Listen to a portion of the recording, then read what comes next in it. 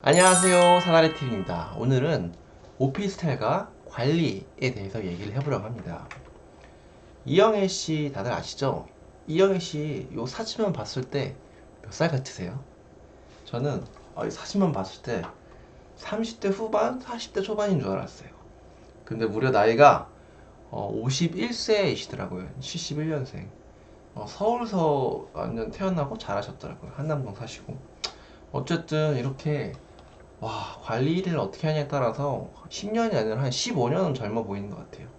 이만큼 관리가 중요해요. 똑같이 태어나고 자랐어도 어떻게 관리를 했냐에 따라서 정말 그 미모가 다르더라고요. 자, 오늘 할 내용들 정리해보면 오피스텔 관리 성실도가 중요한데 반드시 호갱노노를 활용해서 내용을 더 읽어보자. 관리비는 제2의 월세다. 그리고 내부 청결 상태, 냉난방 방식 중요도 살펴볼 거고요.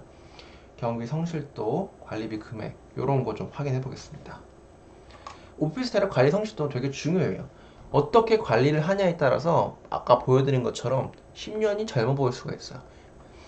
연식을 무시하고 새거 같이 보일 수가 있거든요. 근데 이런 거는 네이버 부동산에서 알 수가 없어요. 그래서 호갱노노를 확인해서 실제 입주민들이 느끼는 관리 상태는 어떤지 그거를 다 직접 체크를 해봐야 돼요.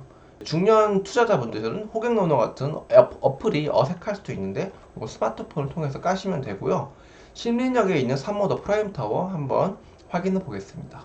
제가 몇 번 많이 언급한 오피스텔인데 연식이 좀 됐어요. 2011년식인데 평가를 이제 볼 수 있죠. 요거 누르면 이제 호갱노노 평가를 볼 수 있는데 다 읽어보세요. 다. 저는 다 읽어봅니다. 여기다가 관리 한번 쳐볼게요. 관리실에 요청하면 전등까지 바꿔주신다. 혼자 사신 여성이 진행 좋다. 관리비 비쌈. 관리비도 꼭 체크를 해보셔야 되고 건물 관리 아주 깨끗해요. 관리비 비싸도 깨끗하면 오케이라는 거죠.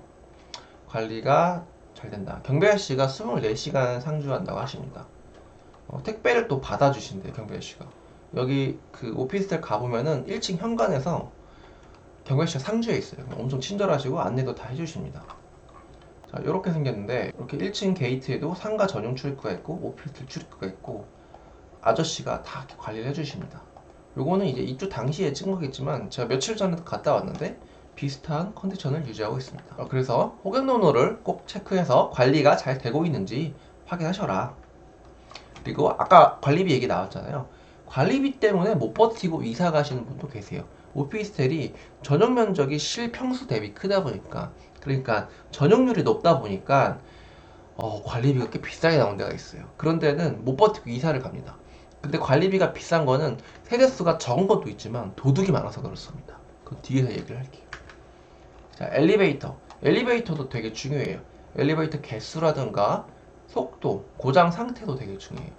공덕역에 있는 나눔 오피스텔이 있는데 이 엘리베이터 속도가 엄청나게 느리대요. 지하철에 있는 그 장애인 엘리베이터 있죠. 그 정도 수준의 속도라고 합니다. 그리고 상가와 그 엘리베이터를 공유하는지 여부도 중요해요. 그 오피스텔 입주민들은 대부분 직장인들인데 출퇴근 시간에 막히면 아주 짜증납니다. 요거 제가 공덕역에 있는 나눔 오피스텔도 한번 호갱론으로 확인해 볼게요. 도화동이죠. 평가를 볼게요. 엘베만 한번 쳐봤습니다. 엘베. 엘베는 느리고 상가랑 같이 이용함. 출퇴 시간은 계단이요. 이런 데는 오히려 저층을 사는 게 나을 것 같아요. 여기 신축이에요. 2015년. 이쪽을 남향을 바라보고 있어서 되게 좋거든요. 근데 제가 매수를 못했던 이유가 이런 평가들이 있었기 때문이에요. 이런 데는 오히려 남향 저층을 사는 게 낫겠다라는 생각이. 엘베가 이럴 수 있나 싶을 정도로 심각하게 느리다. 엘베가 너무 느리다. 엘베 빼면 좋아요. 엘베가 90년대. 지하철 엘베. 장애인 그 엘베랑 비슷하다는 거죠. 야, 이거 보세요. 그냥 한번 살아보세요. 관리비 20만원 정도. 그러니까 이렇게 우리가 모르는 게 이 호갱노노 평가를 보면 알 수 있어요. 네이버 부동산에 어디 뭐 엘리베이터 속도가 나오는 건 아니잖아요. 이 공동역 나눔 오피스텔도 엘리베이터를 상가랑 공유하기 때문에 출퇴근 시간이 안 좋다. 이래서 제가 매수를 안 했습니다. 냉난방 방식도 체크를 해야 돼요. 일부 신도시는 아예 그 전체가 지역 냉난방이에요. 분당도 그렇지만 광명역 인근 오피스텔은 다 냉난방 방식이에요. 에어컨도 실외기가 없고 난방도 보일러 시설이 없습니다. 그리고 중앙인 경우도 있어요. 중앙 냉난방 매우 불편해요. 그리고 내가 원하지 않는 때에 난방이 들어오고 냉방이 들어오기 때문에 그것도 관리비 인상의 요인이 되기도 합니다. 또는 내가 좀 더위를 많이 타. 에어컨을 5월 초부터 켤 수도 있는데 안 틀어주면 아주 답답하죠. 도곡 우성 아시죠? 자, 도곡동 타워팰리스 있는데 보시면은 우성 캐릭터라고 있어요. 여기도 유명한 주상복합인데 아파트는 정말 좋아요. 근데 여기 오피스텔이 한 동이 이렇게 덜렁 있습니다. 여기 평가를 한번 볼게요. 중앙 적게요. 중앙 난방이라 너무 덥고 중앙 난방이기 때문에 관리비가 25만 원이 나옵니다. 중앙 난방식 사람 미침 에어컨 안 시험 막 밤에는 꺼버림 98년식이란 말이에요. 이때는 오피스텔을 주거용이 아니라 정말 사무실로 지었어요. 그래서 라디에이터가 나오는 중앙 냉난방이에요. 이런 데는 정말 주거용으로는 솔직히 전세 레버리지 쓰기 힘듭니다. 그래서 이런 데를 신혼부부가 보일러, 도시가스는 또 들어오니까 보일러 시설을 설치하고 들어오는 경우도 있더라고요. 최악이었어요. 여름엔 너무 덥고 밤에는 중앙 냉방을 꺼버리고 에어컨은 설치 불가. 실외기가 안 되니까 집에 안 있어도 그냥 30만 원. 그러니까 방을 비워도 에어컨 난방이 계속 돌아가니까 돈이 계속 나오는 거예요. 미쳐요. 관리비 너무 많이 나오고. 그러니까 이런 데는 그래서 저도 여기를 결국엔 투자를 못했습니다. 관리비 인상 요인이 있고 옛날 스타일이기 때문에 그렇죠. 그래서 보일러가 제일 좋습니다. 근데 가끔 이상하게 도시가스를 안 넣는 오피스텔이 있어요. 그러니까 바닥 난방을 전기로 합니다. 전기 열선을 깔아서. 뭐 그럴 순 있어요. 근데 주거용 전기는 누진세죠. 그러니까 여름에 에어컨 많이 틀고 온수 많이 쓰면은 전기세 폭탄이고 겨울에도 뭐 전기 난로 좀 떼다가 전기 난방까지 같이 떼면은 또 그것도 전기세 폭탄입니다.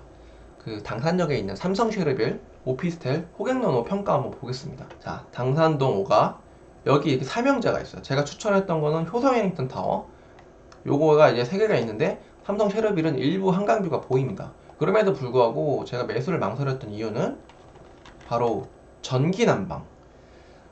전기 난방이라 난방비 폭탄. 위치 편함화 빼고 난방 전혀 안 됩니다. 전기세 미쳤어요. 3, 4씩 나왔어요. 이건 제2의 월세인 거예요. 전기 판넬이 진짜 불편. 전기 난방이라 난방비.